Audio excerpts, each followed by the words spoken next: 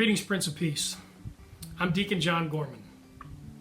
Well, having been ordained about 2 years ago, it finally happened. I was blessed with the opportunity to preside at my first wedding, and about a week later, I was given the opportunity to actually assist at a second wedding. And as such, I thought it might be good just to share with you briefly some of the aspects of the unique vocation that is marriage itself.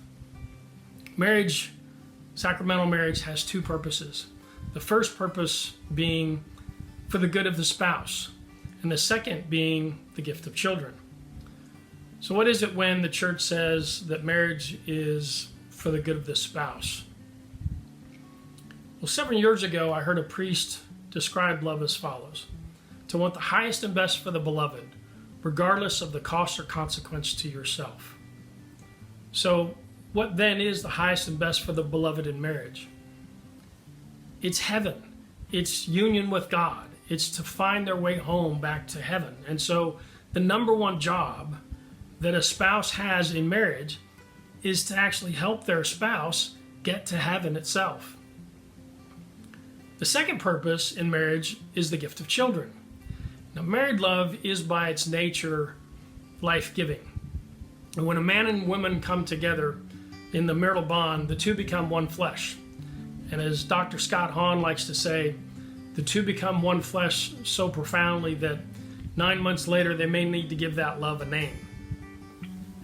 The gift of children is a tremendous blessing. And I've always felt that although we live outside the garden, that in the marital bond between a man and woman, when they come together, God actually invites them back into the garden. In that unique marital bond that they share as man and woman, God invites them back into the garden to participate in the gift of creation, in the gift of life itself.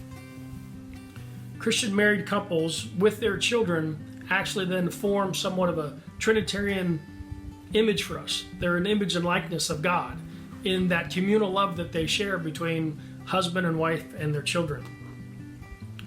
Also, that married couples that are obviously called to be faithful to one another, again with their children, they also give us another image of God in God's fidelity, in God's faithfulness to his people itself.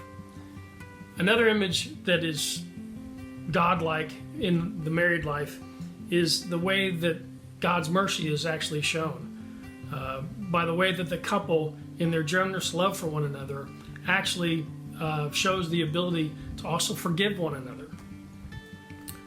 Marriage is a vocation that leads to sanctity because it consists of the couple's participation in the generous love of Jesus Christ himself. And in the world that we live in today, it really needs signs that faithful and enduring love can actually be a reality. This is a mission that the Lord basically conveys in a particular way to married couples. So the sacrament of marriage shares essentially in the mission of evangelization by the way that a man and woman live out their marital bond with one another. So let's take a moment to thank those faithful witnesses that have lived out that faithful marital bond before us. And may the Lord bless and strengthen all our married couples that are living out that faith. And until next time, peace.